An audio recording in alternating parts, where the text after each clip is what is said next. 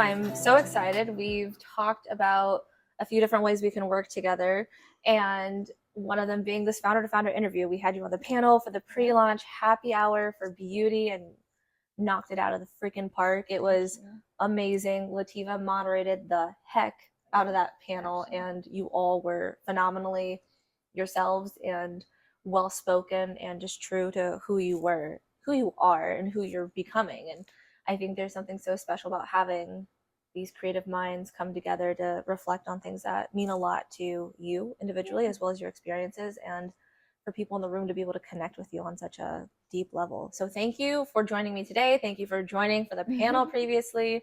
I am so excited. Me too. Actually, the panel was one of the best decisions, like spur of the moment that I made. I'm still connecting with many of the people I met from there. So thanks.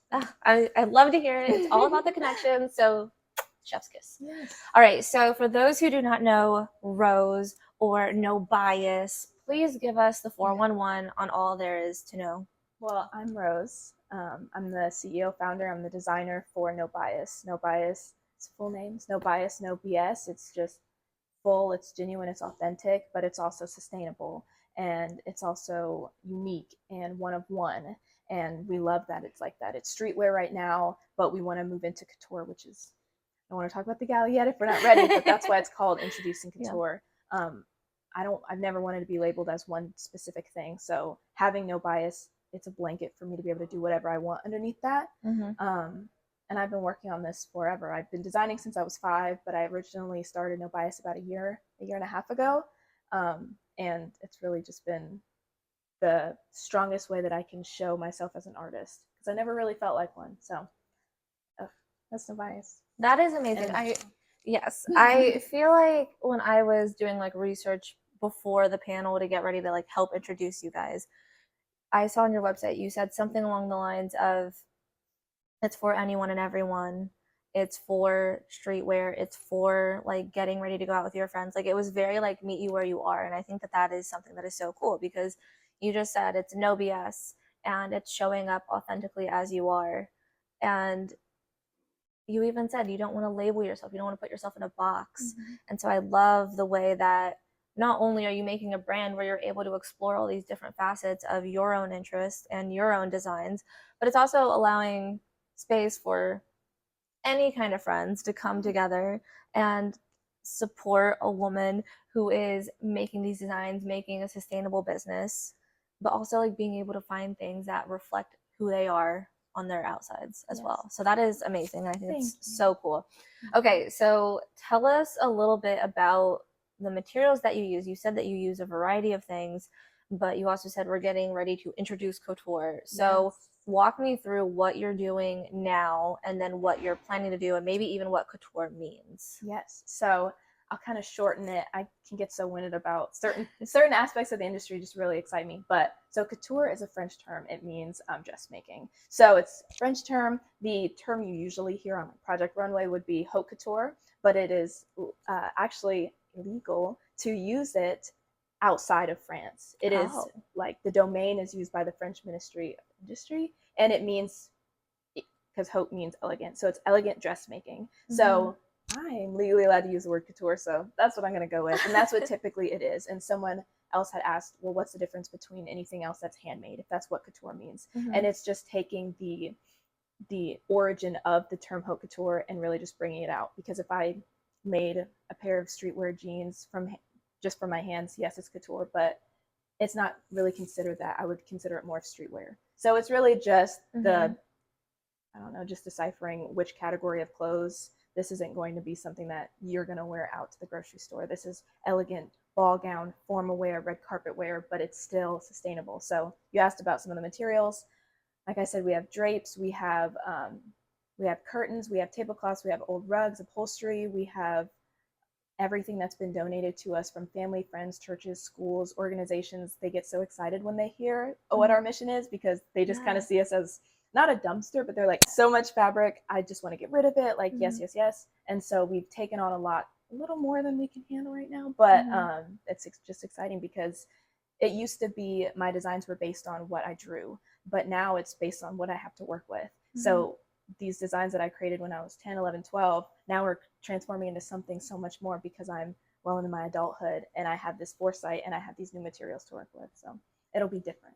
That's amazing. And okay, so as people are getting introduced to the brand, you said people donate materials. Mm-hmm. So we had a conversation beforehand. So I'm going to just pull out donate. Yes. So they're upcycling. Yes. By contributing their materials yes. to you. Yes, they are. Okay, awesome. And walk me through. No BiAS is for profit?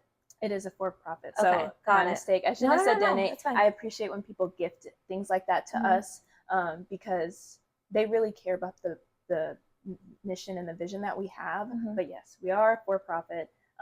No, girl, get that money. Yeah. Get that bag. Chase the dream and get that bag. Yes. And then also make the world a better place. Period. Absolutely. You get it. Done. That's the interview. No, it's amazing. And I think it's so cool to see the ways that you are able to upcycle on such a large scale in your community and people are able to participate in that. Yeah. I think oftentimes in our minds, it's either Goodwill or garage sale. Maybe pass it on if you have someone you can pass it on to, but then it's like, I don't know what to do with this. Yeah.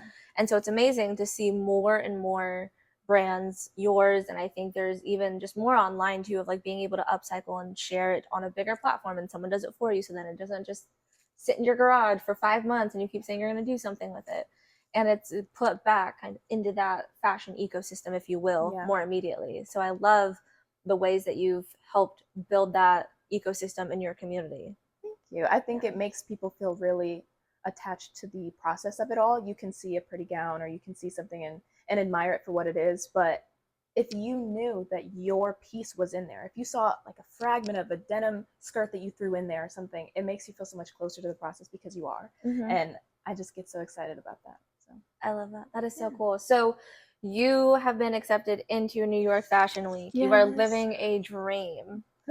Yeah. Tell me more about that. What was the process like, and what does that mean for a growing brand, a year and a half old, to be in New York Fashion Week? And what is that going to look like? Well, for one, it means I need to really wake up. I need to get going. It was definitely a reality check. I was kind of in, I think as an entrepreneur, you get into these ruts where you're just like, where's the sun? I can't see it. And to kind of pull myself out of that, I just started applying randomly with the expectation, like, no one's going to accept me. I'm just doing this to kind of get myself going. And I hadn't designed for multiple months at the time. And I had applied to all these really big names, and the place I got into, Flying Solo, is very, very big. Their expansion is, the audience is so large. And I applied, never even thinking they'd look at me. And they were actually one of the only people that got back to me. And everyone else was asking for recent designs within the last 2 to 3 weeks and this and that. And I hadn't had that. So it was only kind of making me feel worse about the situation. And they reached out, and all they asked for was some of my sketches. So then I sent that in.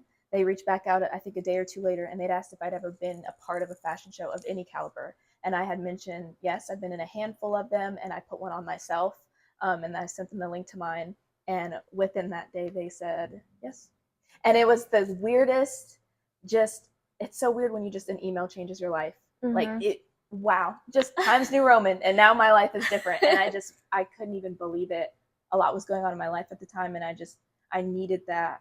I really needed that. And ever since then, it's just, now I'm responsible. It's my dream. I'm responsible for making my dreams come true. So it's been extraordinary. They send me emails all the time, and I can't even believe it. But it's definitely comes at a price for this. It wasn't cheap to get in. You definitely have to pay your way, even if you are accepted.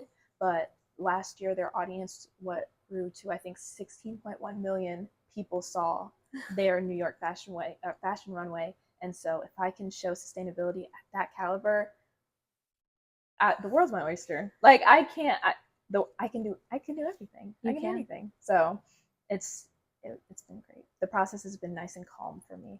They've been great. Good. I love to hear that. And you are so capable, and you are making it happen. And I'm so proud of you. We didn't talk about this earlier, but Rose was actually an intern with More Magazine when she is a famous designer. That will be our claim to fame. And so it's been incredible just to see you grow. I think about like our early mentoring minutes calls in your apartment, and just talking through what was going on at the time, to seeing you take on the panel, to seeing you push yourself and encourage yourself into this next step. Like, it is huge. It's amazing. What what are ways that people could support you as you are getting ready for New York Fashion Week? I would love to hear. We can talk more about your event coming up in 2.5 weeks. Oh. We can also talk about ways that people can just show up for you online, maybe even. But how can we support you as you're pursuing this dream and climbing this giant mountain right now? Absolutely. So there's many ways you can support. I know money is not always an option for certain people, but gifting fabric to us is so important. It no matter what it is, if it has a stain, if it's old, if it's ripped, Mm-hmm. it can be used or it will be trash. And we really want to stop that from happening. So gifting us fabrics, supporting us online, supporting our website, which is nobiaswear.com. If you want to collaborate with us on projects, the entire process, no matter which piece it is handmade. So if you have, let's say, maybe the couture gowns aren't really your style, but you just have an appreciation for art, I screen print by hand all of the t-shirts. So I have people that don't really care about much of the no bias, but they're like, you screen print that by hand? And I'm like, yes, and I draw it and I design it. So whatever whatever aspect of the brand piques your interest, just share that on Facebook, share that on Instagram. Come to the show, come to Introducing Couture on July 26th. Show your friends. It's going to be a great event. We're really going places, and I'm from a pretty mid-sized, tiny town, so I want to show people in my community, people that look like me, people that feel the way that I feel, you can do it, and you don't necessarily have to run away yet.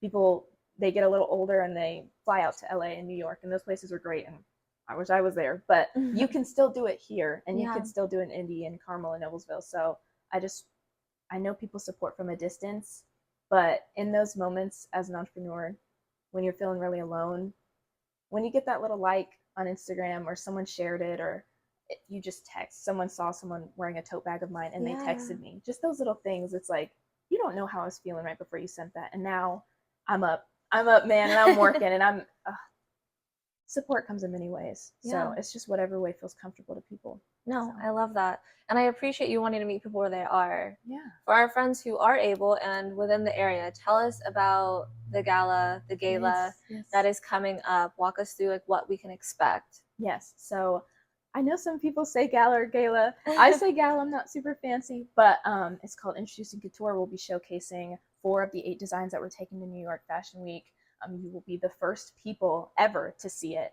So you get to see it before New York and before the world, and you can really say you were there before it took off. But it'll be from 5:30 to 8 p.m. in Kokomo, Indiana at the Hobson, which is an incredible, elegant, opulent event space out there, which I'm so happy that they've supported us in the way that they have. There'll be cocktails and drinks. There'll be hors d'oeuvres. It'll be catered. It's going to be great. We're going to have a playlist that's curated.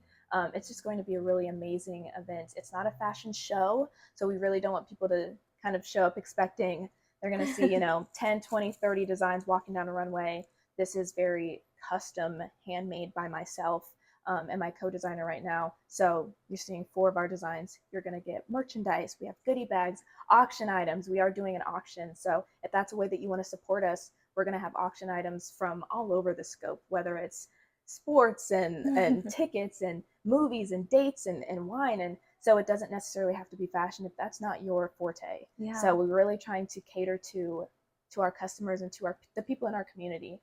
So showing up for that, even for a moment, buying a ticket or sharing it with a friend is incredibly important on this journey. And you'll want to say you did when we blow up. I really think you will. I don't doubt it. And we'll include the link to tickets below as well. That is amazing. I'm so excited. Some of the other interns from More and I will be going, and I know we have a couple of other partners and friends of the magazine who will be in attendance. That's amazing. So we are so excited. Okay, so you mentioned the website earlier. I'm going to ask you to say it again. How can people keep up with you?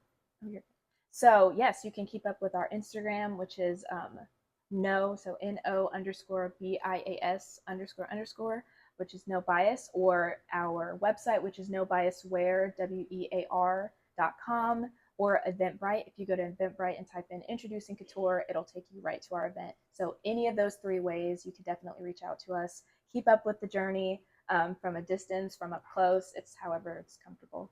Amazing. Thank you so much. And we are going to head over to our Patreon where we're going to dig deeper and learn more about you, what's coming, and all that there is. So thank you guys for joining, and we'll see you next time on How to Talk.